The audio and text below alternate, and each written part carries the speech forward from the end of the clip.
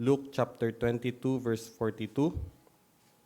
Sabi po sa ating verse na babasahin ay saying, Father, if thou be willing, remove this cup from me. Nevertheless, not my will, but thine be done. So, ito pong verse na ito is pinag-pray ko po. Actually, nung ito po piniprepare ko, very ano po siya sa akin personal, and sakto po siya doon sa pinagdadaanan ko po na ano. So yun po. So sige po. Dito po sa ating binasang verse, ito po ay specifically sinabi ng Panginoon nung nasa lugar po siya ng Gethsemane, Garden of Gethsemane.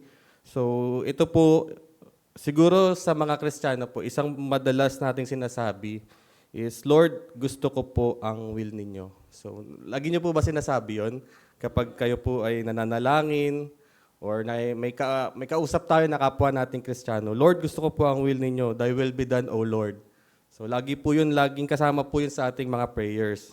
Pero kung i-check natin ang sarili natin, i-check natin ang puso natin, siguro, honestly speaking, may mga times na kapag tayo ay nananalangin, yung thy will be done, O Lord, is parang hindi nagiging totoo sa ating mga puso.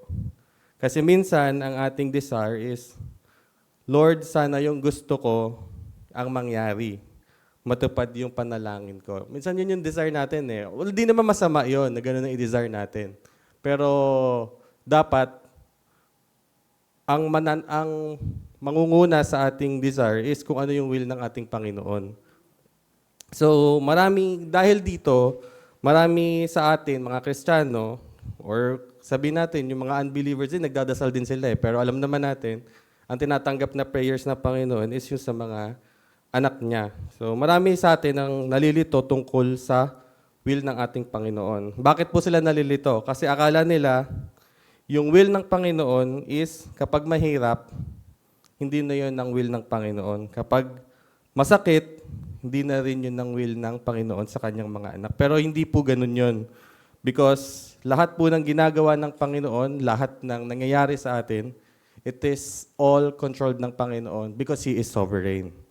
Pero ang katanungan po sa atin, ano ba talaga ang tunay na kalooban ng Diyos? So yun po yung ating i-deal ngayon, pag-aaralan po natin. What is the real will of God? And ano ba ang pagkakaiba nito sa will ng tao? So sa ating unang point, the real will of God is supreme and perfect. So makikita po natin ang reference nito sa Romans 12, verse 2. Ang sabi po sa Romans 12:2, and be not conformed to this world, but be ye transformed by the renewing of your mind, that ye may prove what is that good and acceptable and perfect will of God. So, the Bible is very clear po about what is the will of God. It is God's will is good. It will never be evil. God's will is acceptable, pleasing to Him, not always to us. Yun nga po, tulad ng nabanggit ko kanina, ang will ng Panginoon, acceptable sa Diyos Ama. Pero, yun nga, kasi minsan meron tayong bilang Kristiyano, meron tayong inaay na maging result. Pero kung hindi ito ang will ng Panginoon, hindi pa rin masusunod yung kagustuhan natin. But it is still acceptable sa harapan ng Panginoon.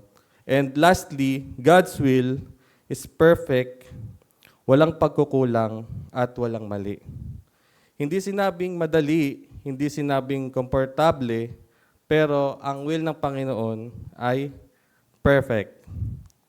Tulad ng, lagi po natin ina-example si Joseph kapag sa will ng Panginoon. Kasi nakita po natin, yung buhay ni Joseph is siguro yung word na ginagamit sa mundo is unfortunate. Parang napakamalas naman ito ni Joseph sa nangyari sa kanya. Nahulog siya sa balon. Binenta siya ng mga kapatid niya para maging alipin. Tapos, isa pa is, nakulong siya kahit inosente siya. Pero, pero napakabuti ng Panginoon sa buhay ni Joseph. At tayo bilang isang normal na tao, hindi naman natin, it's normal na hindi tayo maghahangad ng mga gantong bagay. Especially ngayon, sa panahon natin ngayon, yung makikita natin parang may injustice sa buhay ni Joseph. Kasi bakit gano'n? Parang puro negative. Kasi lalo ngayon, ang mga tao ngayon, very vocal na eh. Makikita natin kapag may injustice, tawag ito, pinopost sa social media. Pag may injustice or hindi tama, nakikita natin nagwewelga sila. Pero di nagganon si Joseph. Kasi si Joseph ay nakikita niya na may plano ang Panginoon sa buhay niya. Makikita po natin yon sa Genesis 50, verse 20. Ang sabi po doon, "But as for you, you thought evil against me, but God meant it unto good." Kaya bilang isang mga Kristiyano, dapat hindi pala tayo dapat nagagalit pag hindi smooth yung flow ng buhay natin. Kasi ang Panginoon has His own plan sa mga bagay na yon. But it doesn't mean na plano pala ng Panginoon, di tayo magpaplano. But still, kailangan pa rin natin magplan because we want things in order and to give glory sa ating Panginoon. Kaagapay nito is pagtitiwala sa ating Panginoon. Minsan, may mga pagkakataon sa buhay din natin na pinipilit natin ang gusto natin na akala natin yun ang the best. Pero hindi natin alam, doon lang natin nakikita na niligtas pala ako ng Panginoon sa mas malaking sakit. So, yun nga po, may mga pangyayari sa buhay natin na ba't kaya ganun, bakit kaya hindi inalaw ng Panginoon to? Pero, yun pala yung pagkilos ng Panginoon para hindi tayo mapahamak. Minsan, ang no ng Diyos ay protection at hindi siya rejection. Siguro, naisip ko ngayon, parang ito yung pinakamagandang rejection na marireceive mo. Kapag ang Panginoon hindi sinagot yung prayer mo, pero inilayo ka naman niya sa kapahamakan. God's will transform the believer's mind so he may be willingly obey God, not merely outwardly comply. So, yun po, ang ating Panginoon, kung ikaw ay niligtas na niya, andun po yung pagbabago niya sa pag-iisip ng isang Kristiyano, na yung nangyayari sa buhay mo, the reason why you obey God, it is because you want to please God and you want to give glory sa Panginoon. And hindi yun magiging parang routine lang na, ay, ayaw pala ng Panginoon ganito, dahil bawal, ayaw ng church, kaya ka lang sumusunod. It is because you love God. That's why andun yung pagsunod mo sa Panginoon, sa will ng ating Panginoon. So, yun po. The real will of God is supreme and perfect. So, pangalawa naman po na point, man's will is naturally selfish and limited. So, kanina po, nakita po natin kung ano yung will ng ating Panginoon. Ngayon naman po, we will define what is the will of man. And dito makikita po natin that the will of man is naturally selfish and limited. Sabi po sa Proverbs 14:12, "There is a way which seemeth right unto a man, but the end thereof are the ways of death." Ganun din po sa Jeremiah 17 verse 9, "The heart is deceitful above all things, and desperately wicked, who can know it?" So the heart is deceitful above all things. So yun po ang will ng isang tao. Ang ating puso po ay deceitful. Kaya wag tayong magtitiwala agad sa sarili nating mga puso. Man's will is driven by feelings, convenience, and pride. Feelings. Kapag tayo po ay nagagalit, kapag tayo po ay masaya, hindi po natin minsan nakokontrol yung mga sinasabi natin, hindi natin nakokontrol yung ating mga ginagawa. Convenience. Tayo po, mga tao, we always want what is convenient sa ating buhay. Kahit minsan yung convenience na yon will lead you to compromise. Pride, yan po yung first sin.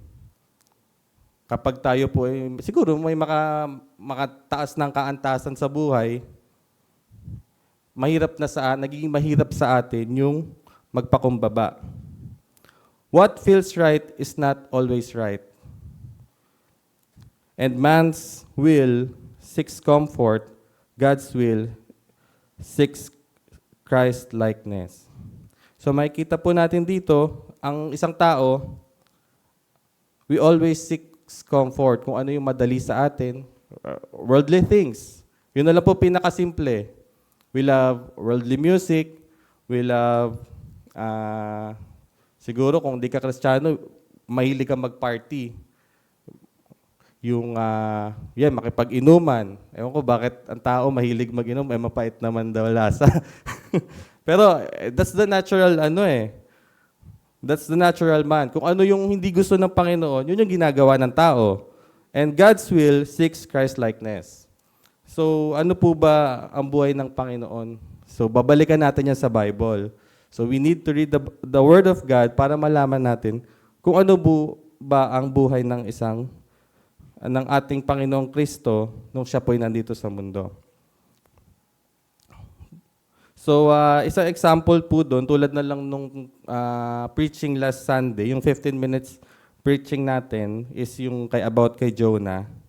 So, kung nakinig po kayo, so ang sabi po doon, ang puso daw ni Jonah ay nakafocus doon sa kagustuhan niya at hindi doon sa will ng Panginoon. Para kay Jonah, ang nararapat na ibigay sa Nineveh is justice or pagpaparusa. Pero ipinakita ng ating Panginoon, ang kanyang will sa Nineveh is to give mercy. And hindi lang para sa Israel, kahit doon sa mga lugar na kaaway ng Israel, which is yung Nineveh. Dito nakita natin na ang will ng Panginoon ay mas malawak kaysa sa personal nating damdamin. Ang Diyos ay handang magpatawad sa sino mang tunay na nagsisisi. May mga desisyon tayo na sinasabi nating na pakiramdam ko tama. Actually, parang kapag siguro sumasagi sa isip natin, may mga desisyon tayong gagawin or may mga gagawin tayo na mga importanteng bagay. Feeling ko tama, pero minsan yung feeling na yon, kaya feeling mo lang na tama kasi parang at the back of your mind, may doubt that there is something wrong na kapag ginawa ko itong bagay na ito.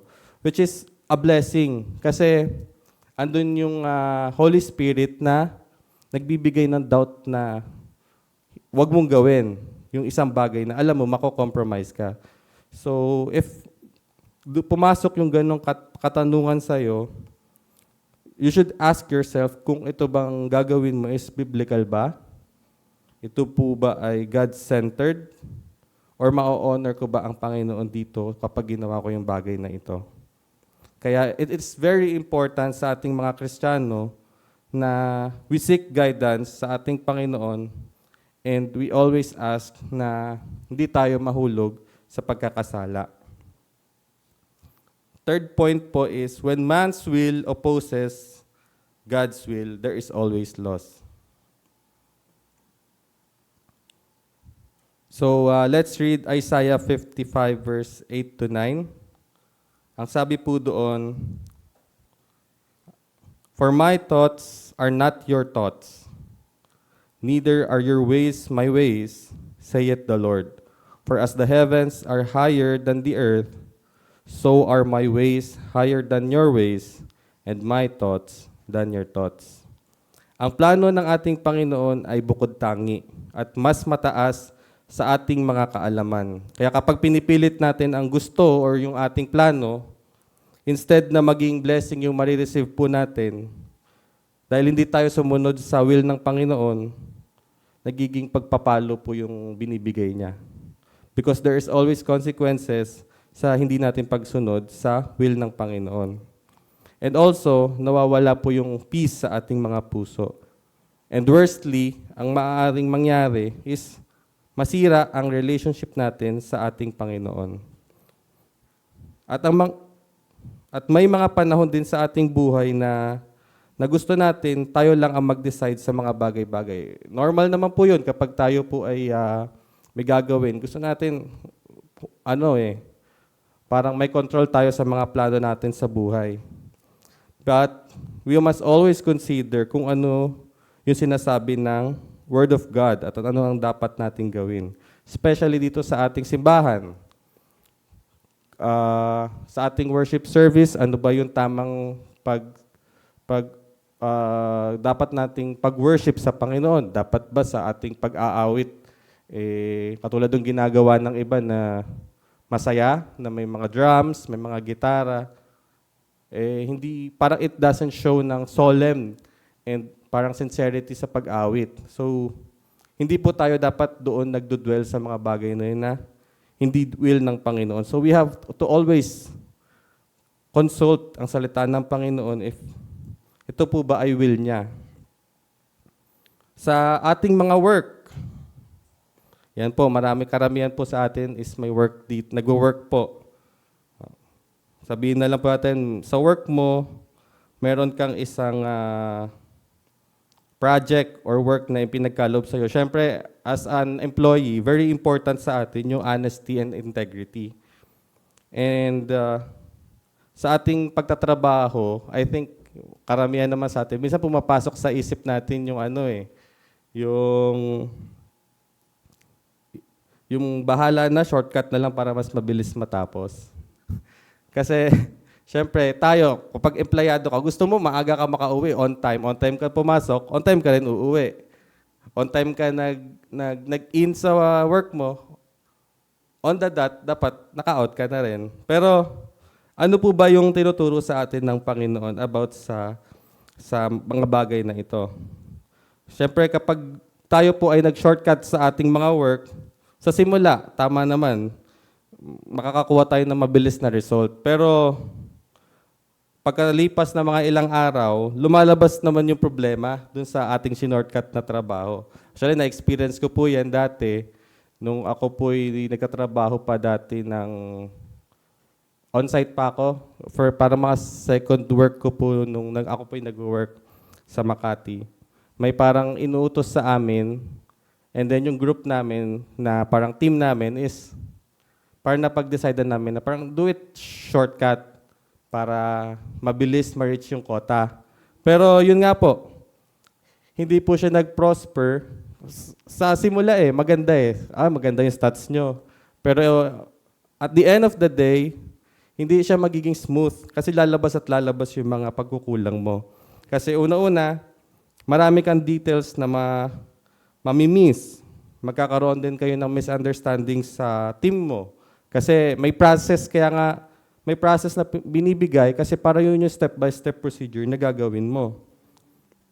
And at the same time, syempre nagkaroon ng problem. The peace kesa may peace of mind ka, mawawala yun sa'yo.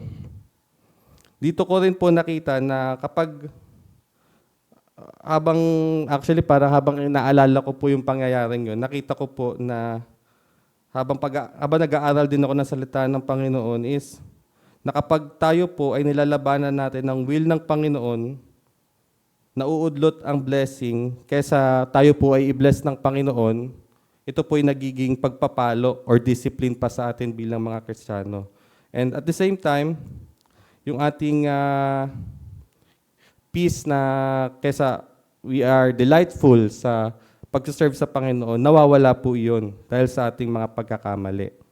And makikita po natin dito that yung partial obedience na ginawa mo, ang ibig sabihin pala ng partial obedience is full disobedience. So, kapag hindi pala natin sinunod yung buong process, ginawa natin yung process 1, process 2, nag-skip ka ng 3, 4, and then last process ka, parang ang labas din pala nun is parang di rin tayo sumunod. Kasi hindi tayo sumunod sa buong proseso ng pinagkaloob sa atin.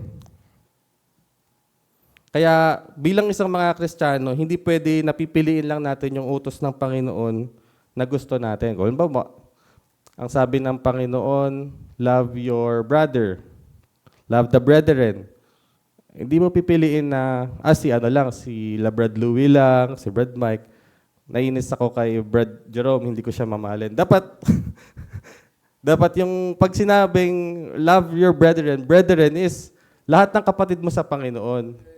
Wala siyang excuse, walang pagpili kung saan lang yung hanggang saan lang yung sagad na kaya mong gusto mo lang gawin. Kaya nire-reflect ko po itong verse na to and pumasok sa aking isipan po na yung katanungan, handa ba akong sumunod sa buong kalooban ng Diyos at hindi lang sa will ko? Sa ating pagsunod sa Panginoon ay tunay na wala tayong talo. Nagmumukha lang tayong talo sa paningin natin or sa paningin ng mga walang pagkakailanlan sa Panginoon. Tunay na ang victory ay nagbumula sa ating Panginoon. Kaya bilang isang mga Kristiyano, it is very essential that we trust ang will ng Panginoon instead trusting dun sa ating will. Because wala naman po, totoo po, wala pong talo sa pagtitiwala natin sa trust ng Panginoon, ay sa will ng Panginoon, dahil in the end, yung will pa rin naman ng Panginoon na masusunod. If we will trust ourselves, siguro, tulad nga nung naging example natin kanina, sa simula, magiging okay, but in the end, there will be consequences sa hindi natin pagsunod. Sa fourth point naman po natin, true spiritual maturity is surrendering man's will to God's will. Sabi po sa Matthew 6:10, "Thy kingdom come, thy will be done in earth as it is in heaven." Thy will be done in earth as it is in heaven. Ang tunay na spiritual matured na Kristiyano ay yung kayang isurrender ang sariling gusto sa kalooban ng Diyos kahit mahirap o kontra sa sariling damdamin. Ang pinakamalaking halimbawa ng spiritually matured ay ang ating Panginoong Hesukristo. Sabi po dun sa ating text na Luke 22:42, "Father, if thou be willing to remove this cup from me, nevertheless not my will, but thine be done." So pag binasa niyo po yun sa Bible ninyo, naka-red letter po yun, it means, it is the Lord Jesus Christ mismo ang nagsalita po nung mga nabanggit na yon sa verse na yon. At nakita natin dito na kahit ang ating Panginoong Hesukristo na Diyos, and of course, tao din siya ay may human desire, pero hindi niya sinunod ang sarili niya, sinunod niya ang God the Father. Ang mature na Kristiyano ay hindi nagtatanong, Lord, pwede ba to? Kaya iwasan po natin ito, ugaliin natin na instead na kung pwede, dapat, Lord, kalooban mo ba ito? Kasi kapag ginamit po natin yung salitang, Lord, pwede ba to? Parang kino-confirm pa natin na alam na natin siyang mali, pero we're trying to convince ourselves na baka pwedeng gawin. Halimbawa, siguro example po dyan is Sunday, may nag-aya sa yung siguro lumabas or gumala na lang. Very important na tao. Pero alam mo naman, ang Sunday, bilang isang anak ng Panginoon, it is your responsibility to be here sa gawain sa simbahan. So, yun po ay para makita natin na ang Panginoon is very specific sa kanyang kalooban. That is for us na magkatiwala and to trust everything sa ating Panginoon. That's why we should ask kung kalooban ba ito ng Panginoon. And true spiritual maturity is seen when heart, mind, and actions fully surrender to God, not just outward compliance. It is a daily choice to obey, to trust, to serve God, and to put God's will above our own desires. So madidetermine po natin that we are truly spiritually matured kapag ang lagi nating iniisip sa ating buhay ba ay makakapagbigay ito ng glory ng Panginoon sa Panginoon at nakikita ang commitment natin sa mga gawain para sa ating Panginoon. Actually, dapat tayo bilang mga Kristiyano, ang ating goal talaga is for us to be spiritually matured. And makikita po ito sa ating mga buhay kung andun na yung lagi nating pag-submit doon sa will ng Panginoon. Kapag makikita natin siguro ang ating, kung sa work may mga metrics tayo para malaman natin kung maganda yung stats natin through this data na nakikita natin sa dashboard. Sa pagiging Kristiyano, mas makikita natin na tayo ay nagiging spiritually matured if mas nasusunod ang will ng Panginoon kesa sa pansarili natin. And para sa ating last point, God's will always leads to life, peace, and eternal purpose.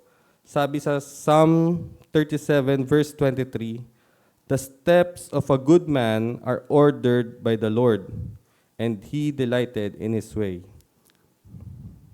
Ganon din po sa Romans 8:28, "And we know that all things work together for good to them that love God and to them who are called according to His purpose." So, very encouraging po itong mga verses na ito sa mga Kristiyano, na hindi man lahat na nangyayari ay naaayon sa kagustuhan natin, sa plano natin, pero lahat na ito na ginagamit ng Diyos para sa kabutihan ng mga sumusunod sa Kanya. Many live their whole life chasing their own will, only to lose eternity. So, let's continue to pray dun sa ating mga kaibigan na andun yung pamumuhay base sa kanilang will. And let them see na merong Panginoon na tagapagligtas na kailangan nila sa kanilang buhay, that they may live also according sa will ng Panginoon. God's will may be hard, but it is never wrong. Mahirap po ba yung will ng Panginoon? Totoo po yun, minsan mahirap po ang will ng Panginoon. Kasi, minsan meron kang mga decisions na parang susukatin mo kung ano mas importante eh. Pero, syempre tao po tayo, minsan nagkakamali po tayo sa ating mga decisions. Pero, ang salita ng Panginoon, it encourages us to follow God's will. And when we follow God's will, hindi po tayo doon mapapahamak. Mas mahirap lumaban sa Diyos kaysa sumunod at mag-surrender sa Kanya. Yun po. And share ko na lang din po, no, nung piniprepare ko po itong message ngayong gabi, marami po kasing nangyari nung mga nakaraang araw. Nung Monday, may mga kailangan asikasuhin, and then the next day, may work. So, medyo heavy po yung workload ko nung mga nakaraang araw. Nag-iisip po ako ng title and ano po ba yung pwedeng maging topic para po sa preaching tonight.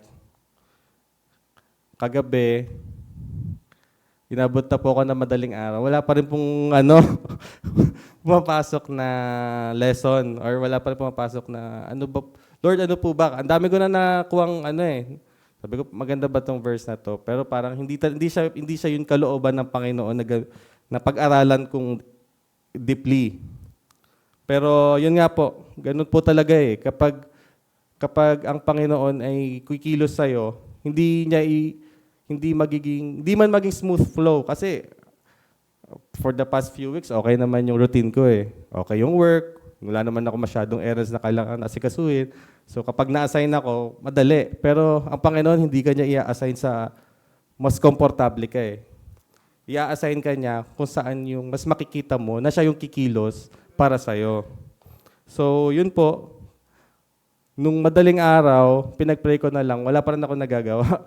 Sabi ko, Lord, kayo na po ang bahala sa akin. Kasi hindi ko po talaga alam kung ano yung gagawin ko na. Sabi ko Wednesday na. Paano ba to? And then, pagkagising ko po kanina, actually tanghali na ako nagising kasi puyat nga po ako eh. Kasi nag-prepare nga ako nung sa ating message. Ayun po, pagkagising ko po, nag-pray ako and then niready ko po yung Bible ko. And then, yun nga po, nakita ko po ito yung will ng Panginoon eh. Sabi ko, sige, about the will of God. And then nakita ko rin po na,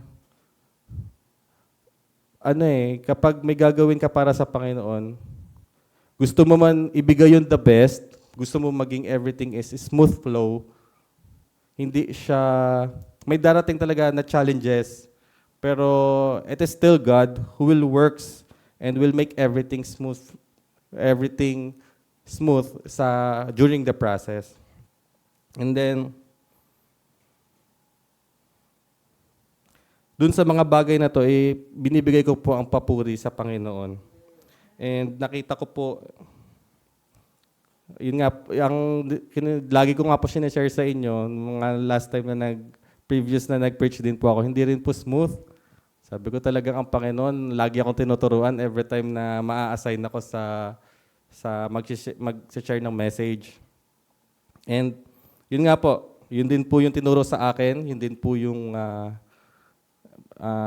binigay na pagtuturo sa akin ng Panginoon that His will will always be ang masusunod sa ating buhay. Two wills lang po meron tayo sa buhay. It is the will of God and the will of man. So hindi po pwedeng masusunod pareho. You will either susunod ka sa will ng Panginoon or susundin mo yung sarili mo. Pero at the end of it, ganun pa rin, babagsak pa rin yun sa will ng Panginoon. And sana po, as we pray po mamaya sa ating prayer meeting, it is an encouragement for every one of us na sa ating pagpe-pray, hindi lang po sana tayo mag-desire na masagot yung ating prayer. But let's pray that the will of the Lord be done sa mga buhay po natin. So, yun lamang po at purihin po ang Panginoon sa gabing ito.